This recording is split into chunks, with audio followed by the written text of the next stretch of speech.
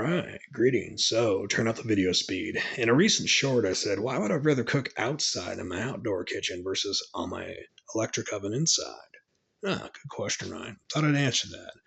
Yeah, okay. For instance, and just for example, see that 2 feet of snow in the neighbor's house there? Yeah, it's about 3 feet on the ground. So, yeah, it doesn't really make a lot of sense, does it? But I'll explain it. This is Freedom Phil. Like and subscribe. Let's get into it. And always remember, turn up the video speed. So, I've lived weird most of my adult life. I lived in the woods for 4 years in my early 20s, had an outdoor kitchen there, worked great, loved it. Still have that Camp Chef, by the way. It's now on the back of my van. And as far as when I was out doing the whole living and doing the van life thing to pay off this house, moving garbage for a living, yeah, I basically, did a propane tank, 5 gallon propane tank with just a simple situation. So I either cook something up after work or I just go to the grocery store and buy whatever I need for the day fresh and just eat it as I go. So this worked out great. No issues, no problems. What about trucking? Well, I didn't really actually have any normal like fire or propane thing. I didn't think packing a propane tank would probably be good, legal or whatnot. And the truck. So basically what I did in that case was the truck is literally a power plant. So you got a 2500 watt inverter. You only really need 1500 watts. I had a 4-legged electric cook skillet. I'd cook steak and all sorts of stuff in that. And then, you know, 2 crock pots. They're about, 100 watts a piece, and a microwave, 750.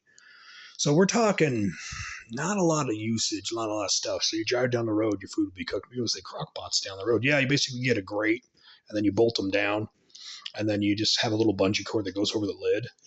And so, yeah, no issues, no problems. Way cheaper than buying food at the truck stops. Way cheaper, way healthier too to cook from scratch.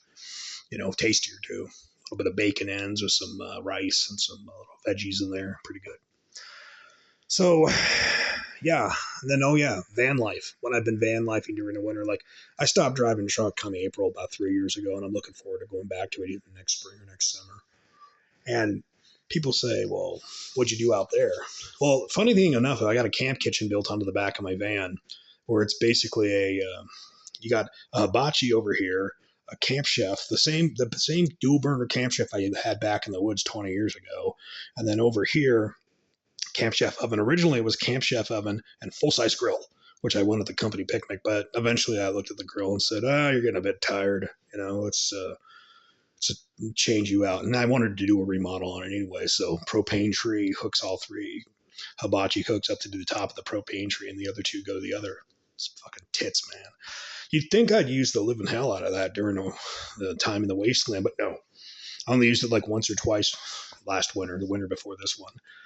What I actually used most of the time was just my coffee can rocket stove. So basically, coffee can, juice can, like one of the grapefruit juice cans, and then the soup can that goes through. And there's always wood at the base of some shrubberies. So you go out walking the dog, and then it's like, hey, grab some wood, bring it back, cook up something. And as far as using my solar oven, I cooked and baked so much stuff since I got the solar oven. It's like, love that thing. The all-American solar oven's worth the money. So doing things weird as I have, I like that independence thing about it. And when it comes to like normal life, living in the cities, living in the houses, you want to build a house on the grid. And I understand codes are good. Don't get me wrong. But my God, what they want for some of that crap. I mean, my God, what they want. It's like, oh, well, you got to pay this much for the permit, this much for this much for the Romex, this much for all the parts and fittings. And it's like, you're talking probably $10,000 or more and just improvements. Now, this is one reason you should probably learn a trade, like maybe become an electrician. So you can be the guy getting the money. But I can tell you, off grid, middle of nowhere, don't need the grid, don't need that. You just go into town every once in a while, top off your propane tanks, give what you need, and you go back. And like, what's the high tech of my outdoor kitchen? Okay, Camp Chef, hook up propane tank to regulator. Ooh, hard.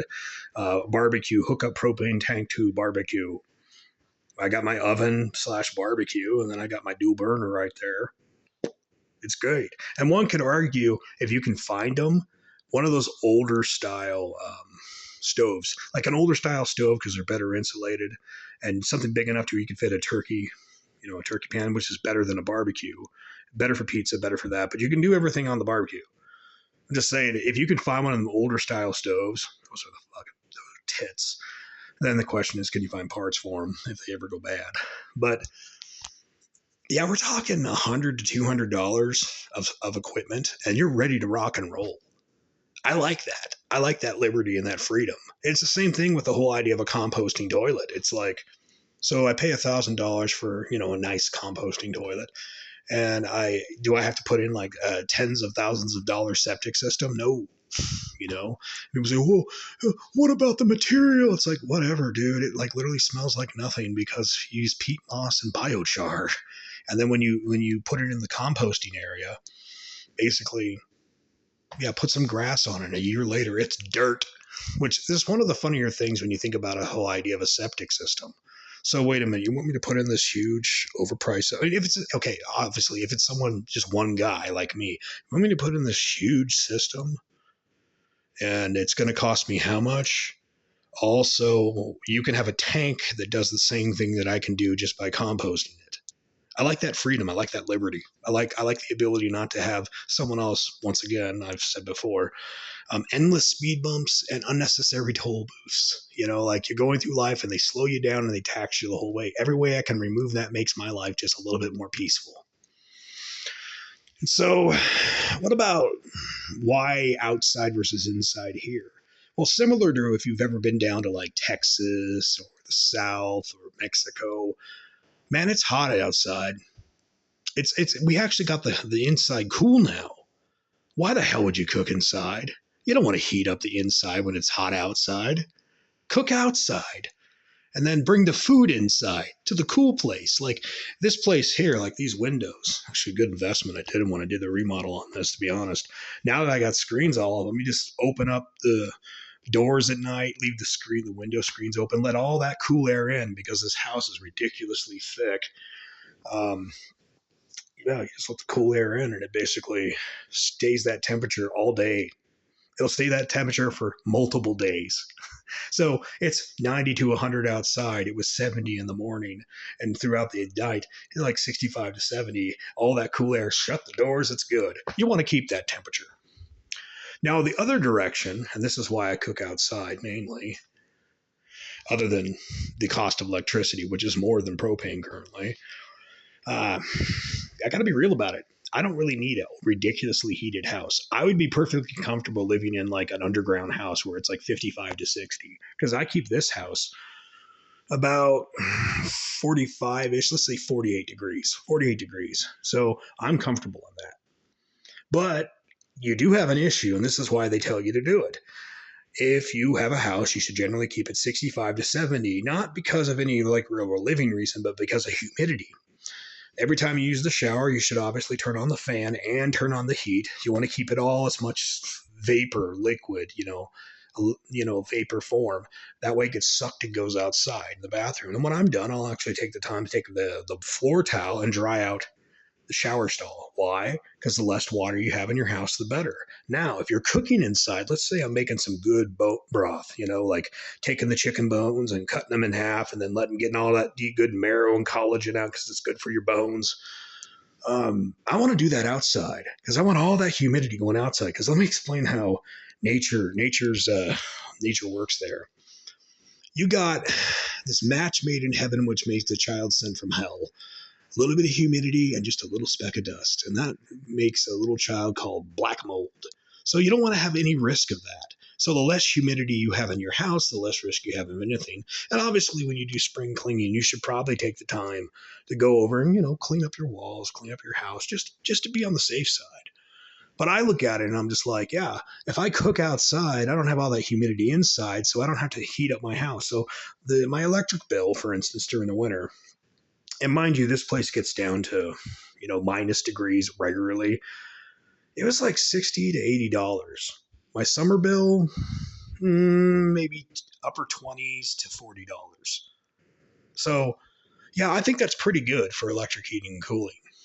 But from my perspective, yeah, if I ever build like the little tiny home back on the West Coast, definitely I'm going to have all my kitchen stuff. I'll have a front porch that's covered, and then I will have my all my cooking done out there. I'll have a wood stove inside the house, but I'm not doing any of the cooking inside the house. I want all that crap outside. I want all the humidity outside, you know. And yeah, that's why I prefer to cook outside. I don't want liquid inside, and I like the simplicity of it. So, Freedom Phil, take it easy, and hey, feel free to like, share, subscribe, blah blah blah. And always, once again, turn up the video speed. If you got through this whole video at regular speed, I don't know how the hell you did. I listened to myself at 2 times the speed. I listened to damn near everybody at 2 times the speed. So hey, turn up the video speed. Take it easy. You live down there? Saucon Ocean. Hey, hey. You just having a nap? Oh, poor baby.